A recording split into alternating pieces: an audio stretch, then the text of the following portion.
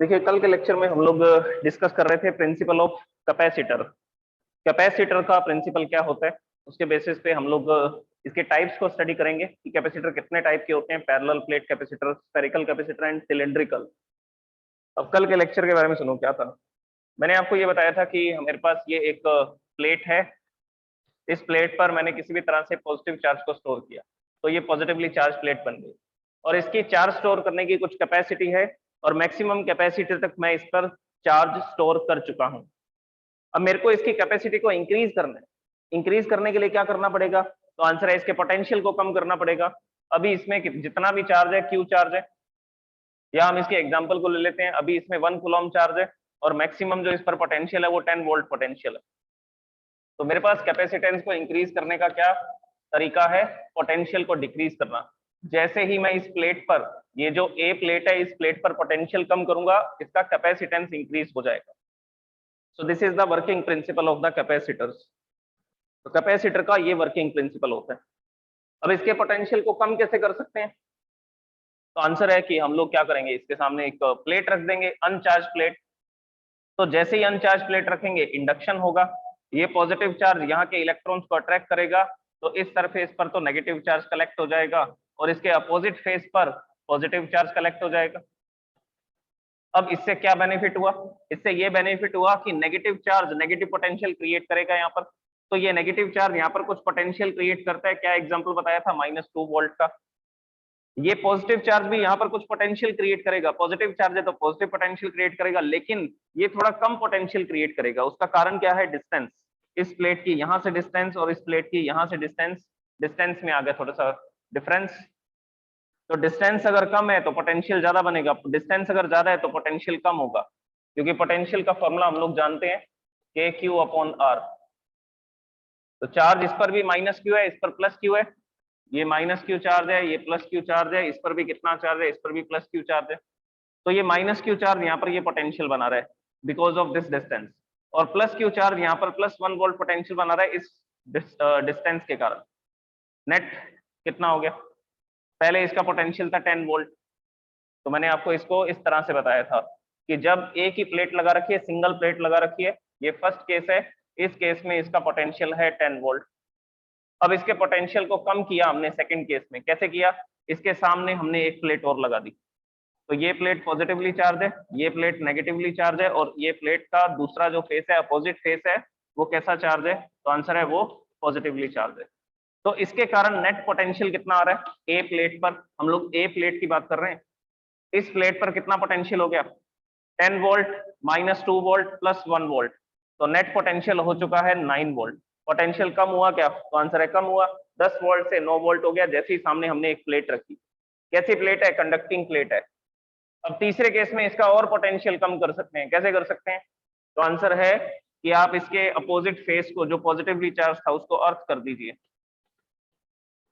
तो ये जो सेकंड फेस है इसका, जो पॉजिटिवली चार्ज है, उसको अर्थ कर दिया। अर्थ करने से क्या हुआ? ये जो चार्ज है ये खत्म हो गया, ये चार्ज खत्म हो गया।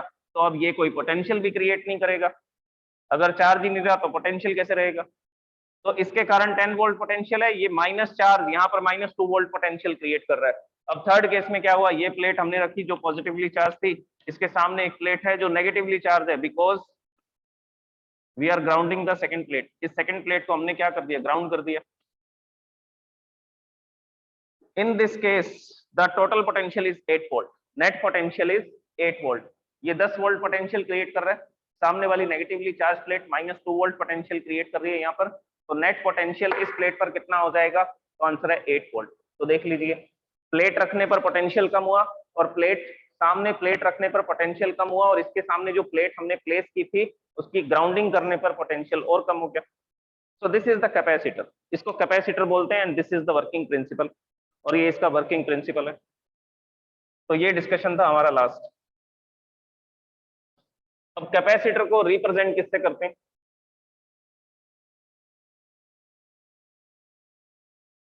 तो आंसर है 2 पैरेलल लाइन से। ये इसका सिंबल होगा। ये 2 पैरेलल लाइंस क्या बताएंगी? ये बताएंगी कि ये एक कैपेसिटर है, ये एक कैपेसिटर है, तो इसको हम लोग कैपेसिटेंस को C से लिखते हैं। और ये कैसा कैपेसिटर है? जिसका कांस्टेंट कैपेसिटेंस है। इसकी कैपेसिटी कांस्टेंट है, इंक्रीज डिक्रीज नहीं हो सकती है। अच्छा, इसमें एक और तरह के कैपेसिटर आते हैं, वो कैपेसिटर होते हैं वेरिएबल कैपेसिटर। तो इसमें ये पैरेलल लाइंस होंगी और इसके ऊपर इस तरह से एक टिल्टेड एरो बनी होगी। तो टिल्टेड एरो क्या बताएगी, that this is a variable capacitor, जिसके कैपेसिटेंस को कम ज्यादा किया जा सकता है।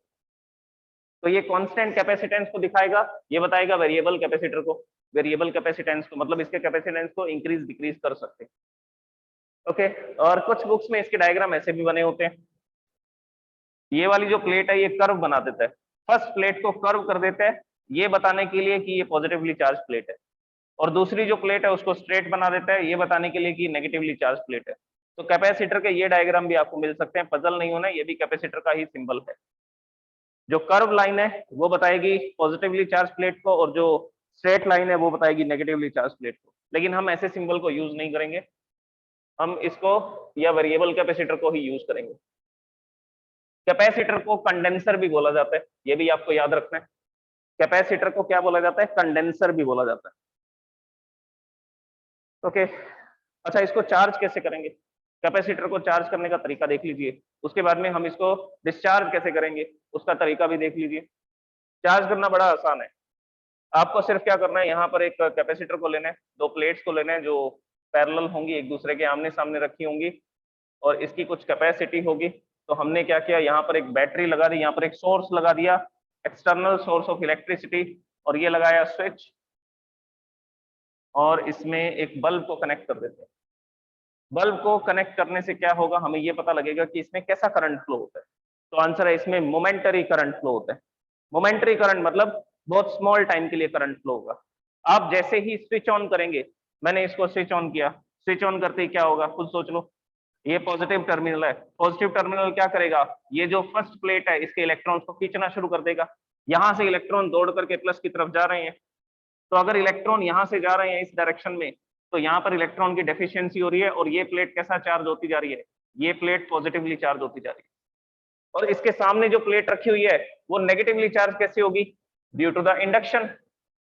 अगर इस पर प्लस क्यू चार्ज आ चुका है फर्स्ट प्लेट पर, तो सेकंड प्लेट पर ये कितने चार्ज को इंड्यूस करेगा, माइनस क्यू चार्ज को इंड्यूस करेगा। सो this is the charge minus Q. और ये इलेक्ट्रॉन कहां से आएंगे, तो आंसर है बैटरी के नेगेटिव टर्मिनल से इलेक्ट्रॉन चलेंगे, और ये इलेक्ट्रॉन इस प्लेट तक आएंगे, सेकंड प्लेट तक। सो this is the first plate and this is the second plate, और ये कैपेसिटर चार्ज हो चुके हैं, मैक्सिमम कैपेसिटर। ये बैटरी जितना चार्ज इसमें भर सकती थी उतना चार्ज इसमें भर दिया इस बैटरी ने। बैटरी की एनर्जी खर्च हुई क्या इसमें, तो आंसर है यस, इसकी एनर्जी खर्च हुई। वो एनर्जी कहाँ गई, वो एनर्जी स्टोर हुई इन दो प्लेट्स के बीच में। इस चैप्टर के लास्ट में ऐसे टॉपिक आएंगे जिसमें हम बात करेंगे energy stored in the capacitor. उसमें आपको समझ आएगा कि बैटरी से जो चार्जेस इसमें फ्लो कर रहे हैं उसके कारण यहाँ पर कुछ एनर्जी स्टोर होती है, और एनर्जी दोनों प्लेट्स के बीच में स्टोर होती है। और किस टाइप की एनर्जी होती है, तो आंसर है electrical energy, energy in the form of electric field. ये प्लस से माइनस क्या बनेगा यहाँ पे, इलेक्ट्रिक फील्ड ही तो बनेगा। ओके, एनीवेज वो अभी हमारा डिस्कशन का टॉपिक नहीं। अब ये चार्ज कैसे हुआ, तो चार्ज यहाँ पर फ्लो हुए, जैसे ही हमने स्विच ऑन किया हमने देखा कि बल्ब ग्लो हुआ और बंद हो गया, मतलब कि इसमें कैसा करंट फ्लो है, मोमेंटरी करंट फ्लो है, मोमेंटरी करंट फ्लो है। और ये कैपेसिटर चार्ज हो चुके, अब इसमें करंट फ्लो होगा क्या, जितना चार्ज इसमें भरना था भर चुका है, अब इसमें चार्ज स्टोर नहीं होगा। क्यों, ऐसा क्यों, अब करंट क्यों रुक गया, तो आंसर है पोटेंशियल डिफरेंस ही जीरो हो गया। मान लीजिए ये जो बैटरी थी ये 12 वोल्ट की थी, तो यहाँ पर इतना चार्ज स्टोर हो जाएगा कि यहाँ का पोटेंशियल 12 वोल्ट होगा, यहाँ पर इतना चार्ज स्टोर हो जाएगा कि यहाँ का पोटेंशियल 0 वोल्ट होगा। ये तो ऐसा सर्किट हो गया जिसमें दो बैटरी लगी हुई है, एक बैटरी करंट इधर फ्लो करना चाहती है, दूसरी बैटरी करंट अपोजिट डायरेक्शन में फ्लो करना चाहती है। देखिए ये इस तरह से कनेक्ट कर दिया हमने दो बैटरीज को, ये एक सर्किट बना, ये भी 12 वोल्ट की बैटरी है, ये भी 12 वोल्ट की बैटरी है, इस पर पोटेंशियल 12 वोल्ट है, इस पर भी पोटेंशियल 12 वोल्ट है। अब क्या होगा, यहाँ पर जो इलेक्ट्रॉन पड़ा है उस पर दो फोर्स लगेंगे, इधर से प्लस टर्मिनल इसको इधर खींचना चाहेगा, इधर से प्लस टर्मिनल इसको इधर खींचना चाहेगा, क्या होगा, तो आंसर है कुछ भी नहीं होगा, ये इलेक्ट्रॉन मूव ही नहीं करेंगे, because there is potential difference zero. यहाँ पर सेम पोटेंशियल है, यहाँ का पोटेंशियल 12 वोल्ट है, यहाँ का पोटेंशियल 12 वोल्ट है, डिफरेंस निकाल लो, 12 माइनस 12 0 वोल्ट आएगा, तो पोटेंशियल डिफरेंस अगर 0 है तो इलेक्ट्रॉन कैसे फ्लो करेगा? इलेक्ट्रॉन फ्लो ही नहीं करेगा। पोटेंशियल डिफरेंस होगा तो चार्ज फ्लो करेगा। तो ये 12 वोल्ट की बैटरी लगाने से इसमें इतना चार्ज स्टोर हुआ कि यहां पर भी पोटेंशियल डिफरेंस 12 वोल्ट हो गया। अब इलेक्ट्रॉन फ्लो नहीं हो सकते। तो ये प्रॉब्लम होती है डीसी सर्किट में। डीसी सर्किट में जब आप कैपेसिटर को जोड़ोगे तो कैपेसिटर जैसे ही स्विच ऑन करोगे चार्ज हो जाएगा और करंट फ्लो नहीं होगा। तो ये जो कैपेसिटर है, ये डीसी करंट को अलाउ नहीं करता है। इस बात को याद कर लीजिए। एसी चैप्टर पढ़ेंगे हम, ऑल्टरनेटिंग करंट के बारे में स्टडी करेंगे, उसमें हम लोग फिर से डिस्कस करेंगे इसको, कैपेसिटर को। तो ये डीसी करंट को ब्लॉक करता है। आप स्विच ऑन करेंगे, कैपेसिटर चार्ज होगा, बस करंट फ्लो होना बंद। अब भैया ये कैपेसिटर तो चार्ज हो चुका है, ये किसका काम करेगा? तो आंसर है ये तो बैटरी का काम करेगा, because there is potential difference of 12 volt. यहाँ पर 12 वोल्ट का पोटेंशियल डिफरेंस है, ये हाई पोटेंशियल पे 12 वोल्ट पे, फॉर एग्जांपल ये लो पोटेंशियल पे 0 वोल्ट पे, और इन दोनों प्लेट्स के बीच में जो पोटेंशियल डिफरेंस है वो पोटेंशियल डिफरेंस है 12 वोल्ट का। सो this is the charge capacitor. ये चार्ज कैपेसिटर है। डिस्चार्ज कैसे करें? तो आंसर है वायर जोड़िए, बल्ब लगाइए, डिस्चार्ज कीजिए इसको। तो मैंने क्या किया, यहाँ पर एक कॉपर वायर ली, कॉपर वायर लगा करके इसमें एक बल्ब कनेक्ट कर दिया ताकि ये पता लगे कि कितने समय के लिए करंट फ्लो कर रहा है। फिर यहाँ पर हमने एक स्विच लगाया। अब बताओ भाई, जैसे ही स्विच ऑन करूंगा क्या होगा? आंसर है ये कैपेसिटर डिस्चार्ज हो जाएगा। क्यों डिस्चार्ज हो जाएगा?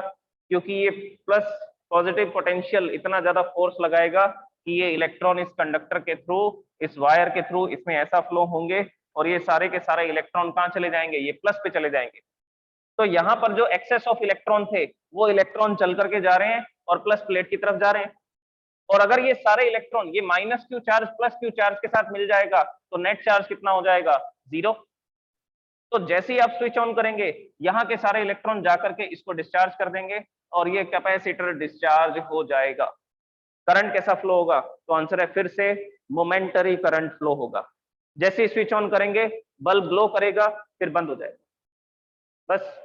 और कितने समय तक ग्लो करेगा? जब तक ये कैपेसिटर डिस्चार्ज नहीं हो जाता। तो ये कैपेसिटर को इस तरह से डिस्चार्ज कर सकते हैं। तो कैपेसिटर को चार्ज कैसे करते हैं और डिस्चार्ज कैसे करते हैं, क्लियर है सबको? हैंड रेज करो फटाफट।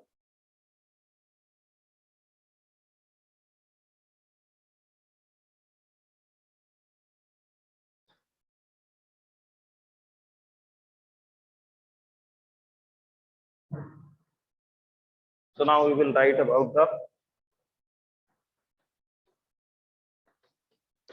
types of capacitor। कितने टाइप के होते हैं? तो सबसे पहला है पैरेलल प्लेट कैपेसिटर। ये प्लेट किसी भी शेप की हो सकती है, सर्कुलर हो, रेक्टेंगुलर हो, स्क्वायर शेप की हो, बस पैरेलल होनी चाहिए। Parallel plate capacitor. Second is, देखो सारी इंफॉर्मेशन इसके बारे में पढ़नी है आपको, पैरेलल प्लेट कैपेसिटर के बारे में। इसमें तो सिर्फ आपको फॉर्मुलेशन करना है स्फेरिकल कैपेसिटर का और सिलेंड्रिकल कैपेसिटर का। इनके तो सिर्फ फॉर्मूलाज बनाने हैं और जो न्यूमेरिकल्स में काम आएंगे। Spherical capacitor and third one is cylindrical capacitor. तो फर्स्ट के बारे में लिखना हूं मैं, ये पैरेलल प्लेट कैपेसिटर क्या होता है। So now the first one is parallel plate capacitor. देखिए नाम से पता लग रहा है पैरेलल प्लेट, दो प्लेट्स को पैरेलल रख दो, क्या बन जाएगा? Parallel plate capacitor. अब देखिए कैपेसिटर बनाने के लिए आपको इसमें दो तीन बातें याद रखनी है। सबसे पहली बात, जो प्लेट्स होंगी उनका शेप साइज सेम होना चाहिए। अगर फर्स्ट प्लेट का एरिया ए है तो दूसरी प्लेट का एरिया भी ए होना चाहिए, शेप और साइज सेम। तो पहली बात तो ये याद रखनी है। और प्लेट्स को कैसा रखना है? प्लेट्स को पैरेलल रखना है। बस ये जो अरेंजमेंट होगा इसको क्या बोलेंगे? Parallel plate capacitor. जैसा अभी मैं आपको डायग्राम में बता रहा था, ये इस तरह की प्लेट्स हो सकती हैं। ये एक प्लेट हमने यहाँ रख दी और इसके सामने दूसरी प्लेट हम लोग इस जगह पे प्लेस करेंगे। तो ये जो अरेंजमेंट आपको दिखाई दे रहा है इसको बोलते हैं पैरेलल प्लेट कैपेसिटर। दो प्लेट्स होंगी, एक प्लेट पीछे की तरफ होगी, एक प्लेट आगे की तरफ होगी। तो इस तरह का जो अरेंजमेंट आपको दिखेगा दैट इज, अच्छा इसका साइड व्यू डायग्राम हम लोग यूज करेंगे। इसका जो भी हम लोग डायग्राम बनाएंगे वो सारे कौन से, फ्रंट व्यू डायग्राम नहीं बनाएंगे। इसके जो भी डायग्राम हम बनाएंगे वो सारे के सारे साइड व्यू डायग्राम होंगे। तो साइड से जब हम देखेंगे तो ये प्लेट्स ऐसा दिखाई देंगी, ये ऐसी दिखेंगी ये प्लेट्स। तो आपको दो पैरेलल लाइंस बनानी है, वही पैरेलल प्लेट कैपेसिटर का सिंबल होगा। तो ये पैरेलल प्लेट कैपेसिटर है और इस पर हम लोग क्या करेंगे, यहाँ पर चार्ज स्टोर करेंगे प्लस, और यहाँ पर कितना चार्ज स्टोर होगा, माइनस क्यू। सेम चार्ज होगा, इस प्लेट पर प्लस क्यू है तो सामने वाली प्लेट पर माइनस क्यू चार्ज होगा। So this arrangement is called parallel plate capacitor. अब हम इसकी कैपेसिटी को कैलकुलेट करते हैं। कैपेसिटी मतलब इसके कैपेसिटेंस के बारे में बात करते हैं। अच्छा जी, अब सुनिए आगे की कहानी। पहले बनाते हैं डायग्राम, फिर करेंगे इसकी कैलकुलेशन। डायग्राम में क्या क्या चीजें समझने वाली हैं पहले उसको देखिए। यहाँ पर मैंने एक प्लेट बनाई जी, ये फर्स्ट प्लेट है। इसकी थिकनेस थोड़ी ज्यादा दिखा रहा हूँ ताकि विजिबल हो आपको। इसकी ये साइड पॉजिटिवली चार्ज होगी और सामने ये जो प्लेट रखी हमने, इसके सामने ये जो प्लेट रखी या सरफेस रखा, ये कैसा चार्ज है, ये नेगेटिवली चार्ज है, क्योंकि हमने इसको क्या कर रखा है, इसकी अर्थिंग कर रखी है सेकेंड प्लेट की। इस पर जो चार्ज होगा वो होगा प्लस क्यू, इस पर जो चार्ज होगा वो होगा माइनस क्यू। इसके बाद में ये जो प्लेट्स हैं, इन प्लेट्स को कुछ नाम दे देंगे। ये ए प्लेट है और ये बी प्लेट है, फर्स्ट प्लेट है, सेकंड प्लेट है, ऐसा भी लिख सकते हो। इसका एरिया ए है तो सामने वाली प्लेट का एरिया भी क्या होगा, कैपिटल ए।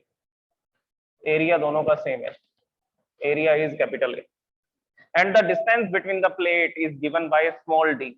इन दोनों प्लेट्स के बीच में जो डिस्टेंस आपको दिख रही है, उस डिस्टेंस को किससे लिखा जाएगा, उस डिस्टेंस को स्मॉल डी से लिखा जाएगा। अब हम बात करते हैं चार्ज डेंसिटी। चार्ज डेंसिटी, अगर इस पर चार्ज क्यू है, एरिया ए है, तो क्या होगा, चार्ज डेंसिटी कितनी आएगी, sigma is equal to q upon a. So sigma is equal to q upon a, this is the charge density on the both plate. इस पर जो चार्ज डेंसिटी होगी वो होगी प्लस सिग्मा, इस पर जो चार्ज डेंसिटी होगी वो होगी minus sigma. Plus sigma minus sigma, ठीक है जी, मान ली बात। अब अगर ये पॉजिटिवली चार्ज प्लेट है, ये नेगेटिवली चार्ज प्लेट है, तो यहाँ पर कुछ इलेक्ट्रिक फील्ड भी होना चाहिए। तो होना चाहिए तो उसको बना देते हैं, प्लस से माइनस की तरफ। This is the electric field which is between the plates of the conductor. अब ये कैसे पता लगा, यहाँ पर इलेक्ट्रिक फील्ड है इन दोनों प्लेट्स के बीच में। तो आंसर है टेस्ट चार्ज को रखिए, कहाँ भागेगा वो, किस तरफ जाएगा, तो आंसर है प्लस से माइनस की तरफ। तो मैंने यहाँ पर ये टेस्ट चार्ज को रखा, जैसे ही रिलीज किया ये इस तरफ जाना शुरू हो गया, मतलब कि इलेक्ट्रिक फील्ड तो यहाँ पर है, क्योंकि चार्ज क्या एक्सपीरियंस कर रहा है, चार्ज एक्सपीरियंस कर रहा है फोर्स को। सो दिस इज द,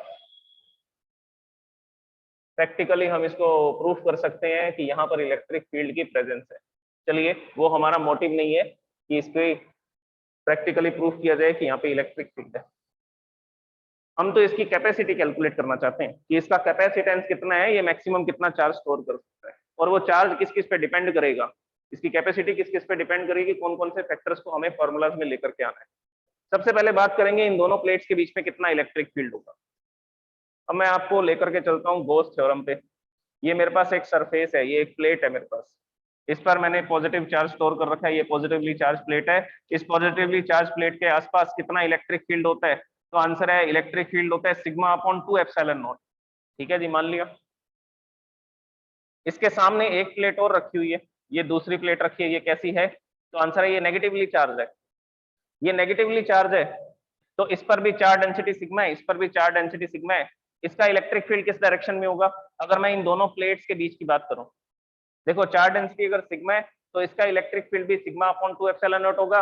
अगर चार्ज डेंसिटी यहाँ पर भी सिग्मा है तो इसका इलेक्ट्रिक फील्ड भी सिग्मा अपॉन 2 एप्सिलॉन नॉट होगा। तो प्लेट्स के बीच में कितना इलेक्ट्रिक फील्ड है, ये फर्स्ट चैप्टर के क्वेश्चन है। फर्स्ट चैप्टर में मैंने आपको ये 2-3 बार एक्सप्लेन किया, क्वेश्चंस में भी एक्सप्लेन किया और टॉपिक में भी एक्सप्लेन किया था कि हमारे पास 3 रीजन है। इन 3 रीजन्स के अंदर आपको क्या बताना है, आपको बताना है नेट इलेक्ट्रिक फील्ड। तो हम इसको और इसको तो डिस्कस नहीं करेंगे अभी, क्योंकि हमें प्लेट्स के बीच की बात करनी है कि इन प्लेट्स के बीच में कितना इलेक्ट्रिक फील्ड है। सबसे पहले इलेक्ट्रिक फील्ड की डायरेक्शन निकालो। ये फर्स्ट प्लेट का इलेक्ट्रिक फील्ड किस तरफ होगा, तो आंसर है इस डायरेक्शन में होगा। क्यों, क्योंकि जब मैं टेस्ट चार्ज को रखूंगा तो वो रिपेल होकर के इस डायरेक्शन में जाना चाहेगा, तो इसका इलेक्ट्रिक फील्ड भी इसी डायरेक्शन में है, सिग्मा अपॉन 2 एप्सिलॉन नॉट। ये इलेक्ट्रिक फील्ड को E1 से लिख देता हूं मैं। सेकंड प्लेट है, सेकंड प्लेट का इलेक्ट्रिक फील्ड भी इधर होगा। क्यों? क्योंकि जब मैं पॉजिटिव टेस्ट चार्ज को रखूंगा तो वो भी इसी डायरेक्शन में मूव करेगा, तो इसका इलेक्ट्रिक फील्ड भी तो इसी डायरेक्शन में होगा, sigma upon 2 epsilon naught. Net electric field बता सकते हो?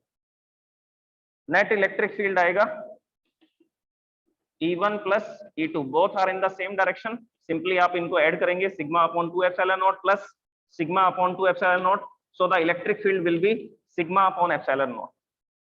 Electric field will be sigma upon epsilon naught. Half और हाफ कितना हो जाएगा? 1 हो जाएगा। तो प्लेट्स के बीच में ये इलेक्ट्रिक फील्ड होता है। क्लियर है सबको? हैंड करो फटाफट जल्दी से।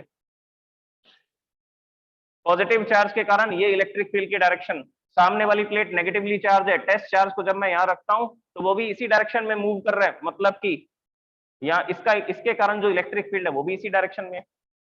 दोनों इलेक्ट्रिक फील्ड सेम डायरेक्शन में, इस प्लेट का भी इस प्लेट का भी, दोनों को ऐड कर दिया, टोटल इलेक्ट्रिक फील्ड कितना आएगा? Sigma upon epsilon not. क्या बात है, सबको समझ आ गया? Very good. So here I am writing the electric field between the plates will be sigma upon epsilon naught. बस इसको डायरेक्ट लिखेंगे, बताएंगे नहीं कि कैसे आए ये सिग्मा अपॉन एप्सिलॉन नॉट, आपको पता होना चाहिए ये। So this is the electric field between the plates, sigma upon epsilon naught। बस अब हमारी कहानी शुरू होती है डेरिवेशन की। तो डेरिवेशन को लिखना स्टार्ट करते हैं।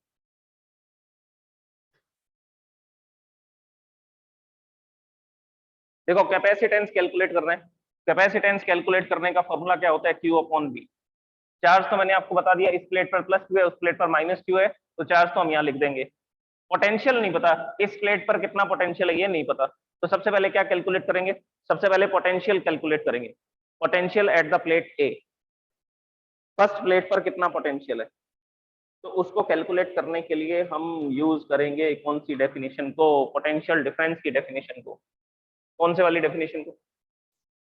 तो आंसर है line integral of electric field is equal to the potential difference.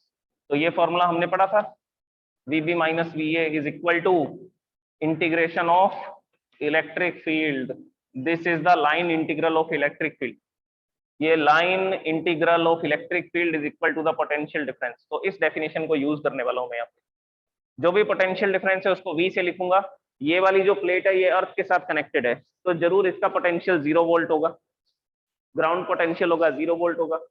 तो यहाँ का पोटेंशियल हमें कैलकुलेट करना है इस प्लेट का, फर्स्ट प्लेट का, जो कि V है। इलेक्ट्रिक फील्ड कितना है? इलेक्ट्रिक फील्ड E है। ये DL, यहाँ पर लेंथ है DL, ये DL, ये DL, ये DL, टोटल डिस्टेंस कितनी है? टोटल डिस्टेंस है D। तो क्या फॉर्मूला बनेगा? E into D। So this will be the formula. तो जो प्लेट A है, जो फर्स्ट प्लेट है, उस पर कितना पोटेंशियल होगा उसको लिखा जाएगा E इंटू D से। So as per the definition of potential, as per the definition of electric potential, the potential at the plate A, or you can say that the difference, potential difference between the plates, potential difference between plates will be given as, इसको लिखा जाएगा V is equal to E into D। ये electric field कितनी distance तक है? तो answer है D distance तक। तो E इंटू डी करते ही पोटेंशियल पता लग जाएगा।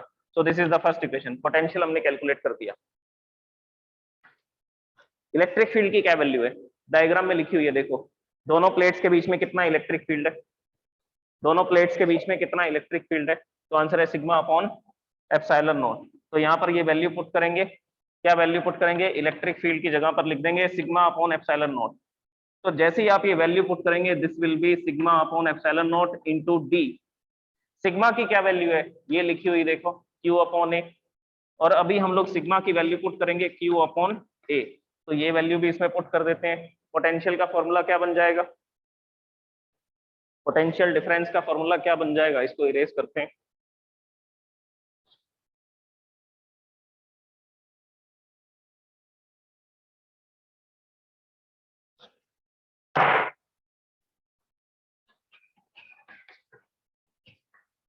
So this is the parallel plate capacitor.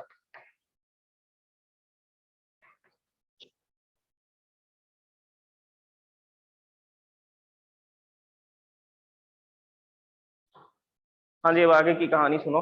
Sigma की वैल्यू पुट करेंगे, सिग्मा की वैल्यू है Q अपॉन A। तो Q अपॉन A जैसे ही लिखेंगे, so this will be the potential Q upon A epsilon naught into D. This is the potential between the, you can say that potential difference between the plates. ये potential difference है plates के बीच में। अब हम लोग formula लगाते हैं कैपेसिटेंस का, तो यहाँ लिखते हैं by the definition of capacitance. Capacitance की डेफिनेशन से क्या हम लोग लिख सकते हैं, that capacitance is equal to Q upon V। क्या करें, क्या करें, V की वैल्यू पुट कर दो। यहाँ पे V की वैल्यू को पुट करोगे तो कैपेसिटेंस का फॉर्मूला क्या बनेगा, यहाँ पर आएगा Q अपॉन, ये वैल्यू पुट कर दो V की, पोटेंशियल डिफरेंस की। पोटेंशियल डिफरेंस कितना है, Q upon A epsilon not into D। ये भैया Q से Q कैंसिल, कैपेसिटेंस का फॉर्मूला बन गया। A एप्सिलॉन नॉट रेसिप्रोकल होगा, अपस्टेयर्स में आ जाएगा, अपस्टेयर्स में आएगा तो फॉर्मूला बनेगा A epsilon not upon D। So this is the capacitance of A parallel plate capacitor. ये जो पैरेलल प्लेट कैपेसिटर है, इसकी कितनी कैपेसिटी है, ये कैपेसिटी है चार्ज को स्टोर करने की। किस पे डिपेंड करती है, तो आंसर एरिया पे डिपेंड करती है। तो प्लेट का एरिया बढ़ा करके कैपेसिटी बढ़ाई जा सकती है, लेकिन ये तो कैपेसिटर के प्रिंसिपल के खिलाफ हो जाएगा। क्यों, कैपेसिटर का प्रिंसिपल तो ये कहता है कि सिर्फ पोटेंशियल को डिक्रीज करके आप कैपेसिटेंस इंक्रीज कर सकते हो। तो बेटा एरिया तो चेंज करना ही नहीं है ना तो एरिया चेंज करेंगे और ना प्लेट्स के बीच की डिस्टेंस को चेंज करेंगे। अगर आप डिस्टेंस बढ़ा दें, डिस्टेंस को बढ़ा दें तो क्या होगा, तो आंसर है कैपेसिटेंस कम हो जाएगा। ये देखो इनवर्सली प्रोपोर्शनेट आ रहा है, डिस्टेंस ज्यादा होगी तो कैपेसिटेंस कम होगा। तो इसीलिए जब भी कैपेसिटर को बनाया जाता है, उसमें इन प्लेट्स के बीच की डिस्टेंस मिलीमीटर में रखी जाती है। बहुत कम डिस्टेंस होती है दोनों प्लेट्स के बीच में, दोनों प्लेट्स के बीच में बहुत कम डिस्टेंस रखी जाती है। ये मैं आपको फैक्टर्स क्लियर कर रहा हूँ। Capacitance is directly proportionate to area. Area जितना ज्यादा होगा, प्लेट जितनी बड़ी होगी, उतनी ही उसकी चार्ज स्टोर करने की कैपेसिटी होगी। ये तो हम ऑलरेडी स्टडी कर चुके हैं ना, मैंने आपको स्फेरिकल कंडक्टर में बताया था। स्फेरिकल कंडक्टर का कैपेसिटेंस किस पे डिपेंड करता था, स्फेरिकल कंडक्टर का कैपेसिटेंस रेडियस पे डिपेंड करता था। तो रेडियस जितनी ज्यादा होगी, उतनी ज्यादा चार्ज को स्टोर करने की कैपेसिटी होगी। इसमें भी सेम है, प्लेट जितनी बड़ी होगी, उसका शेप साइज जितना बड़ा होगा, उतनी ही ज्यादा उसकी चार्ज स्टोर करने की कैपेसिटी होगी। दूसरा, capacitance is inversely proportional to the distance between the plates. Plates के बीच में डिस्टेंस जितनी कम होगी, कैपेसिटेंस उतना ज्यादा होगा। लेकिन ये तो कांस्टेंट फैक्टर हैं, इनको चेंज नहीं करना आपको, इनको चेंज नहीं करना। ये तो कैपेसिटर जब बनाएंगे तब इन बातों का ध्यान रखना है कि डिस्टेंस कम रखी जाए, एरिया ज्यादा रखा जाए, ताकि उसकी कैपेसिटी बढ़ जाए। और ये तो वैसे ही कांस्टेंट है, C इज डायरेक्टली C, और ये एप्सिलॉन नॉट तो 8.85 इंटू 10⁻⁻12 होता है, ये तो कांस्टेंट है, इस पर डिपेंड ही नहीं करता। सो this is the formula of capacitance. अच्छा, अब एक और इंपॉर्टेंट कहानी सुनो। इंपॉर्टेंट कहानी ये है कि प्लेट्स के बीच में मटेरियल तो भर सकते हैं हम, उसके लिए तो मना ही नहीं है। तो हमने क्या किया, इन प्लेट्स के बीच में एक मीडियम को फिल कर दिया। जैसे मीडियम को फिल करूंगा, इलेक्ट्रिक फील्ड कितना हो जाएगा, तो आंसर है, अब इलेक्ट्रिक फील्ड की वैल्यू लिखी जाएगी, क्या लिखी जाएगी, sigma upon epsilon naught epsilon r. Sigma upon epsilon naught epsilon r, dielectric constant of this medium. तो जैसे ही आप इसमें मीडियम को इंट्रोड्यूस करोगे तो क्या फॉर्मूलाज लिख सकते हैं। अब ध्यान से देखिए क्या चेंज करना है फॉर्मूलाज के अंदर। इसको इरेज कर देता हूँ, ये कहानी जो हमने ऑलरेडी पढ़ ली है, ये स्टडी कर लिया आपने, कैसे कैलकुलेट करेंगे कैपेसिटेंस को। देखो कैपेसिटेंस के जो भी डेरिवेशन है ना, सारे डेरिवेशन में पोटेंशियल कैलकुलेट करना होता है, ये याद कर लो। कैपेसिटेंस के जो भी डेरिवेशंस हैं, उन सब में आपको पोटेंशियल कैलकुलेट करना है। पोटेंशियल कैलकुलेट करके जैसे ही वैल्यू पुट करोगे, कैपेसिटेंस के फॉर्मूला बन जाएंगे। तो हमने यहाँ पर एक मीडियम को फिल कर दिया और मीडियम की रिलेटिव परमिटिविटी है एप्सिलॉन आर। अच्छा, सबसे पहले हम एप्सिलॉन की टर्म्स में बात करते हैं। Capacitance when the medium is present between the plates will be A epsilon upon D. Epsilon is the permittivity of the medium. Epsilon is the electrical permittivity. देखो एक तो इलेक्ट्रिकल परमिटिविटी होती है और एक मैग्नेटिक परमिएबिलिटी होती है। Permittivity of medium, ये मीडियम की परमिटिविटी है। ठीक है जी, मान ली बात। अब क्या करें, अब करो इनको डिवाइड। ये कैपेसिटेंस है जब प्लेट्स के बीच में कोई मीडियम नहीं है, फ्री स्पेस है। ये कैपेसिटेंस है जब प्लेट्स के बीच में एप्सिलॉन परमिटिविटी का मीडियम भर दिया हमने। तो ये बन गई इक्वेशन सेकंड, वो इक्वेशन फर्स्ट है, ये इक्वेशन फर्स्ट है। अब भैया दोनों को कर दो डिवाइड। डिवाइड करोगे तो ये आएगा capacitance in the medium and capacitance in the free space. Medium में क्या कैपेसिटेंस है, ए एप्सिलॉन अपॉन डी, और फ्री स्पेस में क्या कैपेसिटेंस है, A epsilon not upon d. A से ए कैंसिल, डी से d cancel, capacitance in the medium divide by capacitance in the free space, epsilon upon epsilon not. ये तो ratio आ गया, ये रेशियो तो हम जानते हैं। एप्सिलॉन अपॉन एप्सिलॉन नॉट को क्या बोलते हैं, relative permittivity of the medium, dielectric constant of the medium. अब भैया क्या करें, क्या करें, तो एप्सिलॉन की वैल्यू पुट कर दो सेकंड इक्वेशन में। एप्सिलॉन कितना आएगा, ये एप्सिलॉन नॉट डिवाइड में इधर आएगा तो मल्टीप्लाई में आ जाएगा। सो एप्सिलॉन नॉट एप्सिलॉन आर, ये लिखा जाएगा। अब ये वैल्यू उठा करके इसमें पुट करो, इसमें पुट करोगे तो कैपेसिटेंस इन मीडियम का फॉर्मूला क्या बनेगा, A epsilon naught epsilon r upon d. So this is the capacitance when a medium is present between the plates. Comparison देखो अब जल्दी से। ये मैंने आपको कल बता दिया था, कल के लेक्चर में हमने डिस्कस किया था। Force in the free space, force in the medium, electric field in the free space, electric field in the medium, और कैपेसिटेंस में उल्टा होगा ratio, capacitance in the medium divide by free space. उनमें कौन सा formula आता था, देखो जल्दी देखो इसको। Force in the free space, force in the medium, electric field in the free space, electric field in the medium, और ये रेशो इसमें उल्टा आ रहा है, इसमें आ रहा है capacitance in the medium and capacitance in the free space. बस ये ध्यान रखना है इसमें। ऐसे भी कैलकुलेट कर सकते हैं डाइलेक्ट्रिक कांस्टेंट को, ये भी तरीका है डाइलेक्ट्रिक कांस्टेंट को कैलकुलेट करने का। अब मैं लिखता हूँ इक्वेशन फर्स्ट और इक्वेशन सेकंड, ये वाली इक्वेशन को, मीडियम वाली को। फ्री स्पेस में कैपेसिटेंस कितना होगा, फ्री स्पेस में कैपेसिटेंस होगा A epsilon not upon d, और जब इसमें मीडियम फिल कर देंगे तो कितना कैपेसिटेंस होगा, A epsilon naught epsilon r upon d. तो कैपेसिटेंस किस पे डिपेंड करता है, रिलेटिव परमिटिविटी पे भी तो डिपेंड करता है। आपने यहाँ पर वाटर को फिल कर दिया तो कैपेसिटेंस 80 टाइम्स इंक्रीज हो जाएगा, क्योंकि वाटर की रिलेटिव परमिटिविटी कितनी होती है, डाइलेक्ट्रिक कांस्टेंट कितना होता है, तो आंसर है 80, 80 या 81 के आसपास होता है। तो जब मैं प्लेट्स के बीच में वाटर को फिल कर दूंगा उस समय पर इसकी कैपेसिटी 80 टाइम्स इंक्रीज हो जाएगी। अब ये 80 गुना ज्यादा चार्ज स्टोर कर सकते हैं, तो कैपेसिटी को ऐसे इंक्रीज कर सकते हैं, एरिया और डिस्टेंस को चेंज नहीं करना। इन बातों का ध्यान रखना है जब कैपेसिटर को बनाया जाता है। और कैपेसिटर और कंडेंसर बहुत इंपॉर्टेंट एक सिस्टम है, एक इलेक्ट्रिकल आप बोल सकते हो सर्किट है। बेसिकली इसको हम लोग कहाँ यूज करते हैं, तो हमारे मोबाइल फोन कंप्यूटर्स में जो मेमोरी चिप्स होती हैं, वो मेमोरी चिप्स के अंदर इन कंडेंसर का यूज किया जाता है, और वो कंडेंसर इतने छोटे होते हैं कि माइक्रोस्कोप से देखे जा सकते हैं।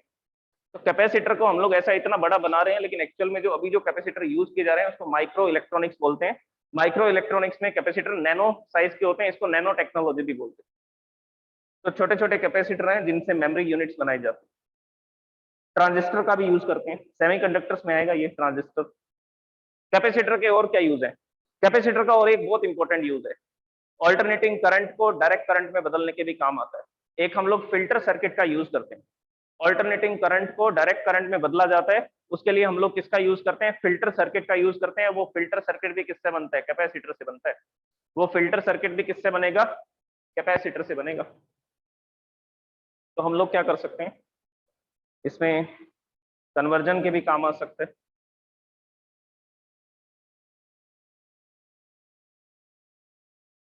Okay, so this is about the parallel plate capacitor. ये मीडियम का फॉर्मूला है, ये फ्री स्पेस का फॉर्मूला है, ये दोनों फॉर्मूला आपको याद रखना है। अब इसकी जो डिटेल्ड इंफॉर्मेशन है, ये मीडियम की जो डिटेल इंफॉर्मेशन है, इसके बारे में हम लोग नेक्स्ट लेक्चर में डिस्कस करेंगे कि जब इस प्लेट्स के बीच में मैंने ये जो मीडियम फिल किया है, ये मीडियम किस तरह का बिहेवियर करेगा। ये पोलराइजेशन पढ़ा था हमने, याद होगा आपको कि इसके जो मॉलिक्यूल है वो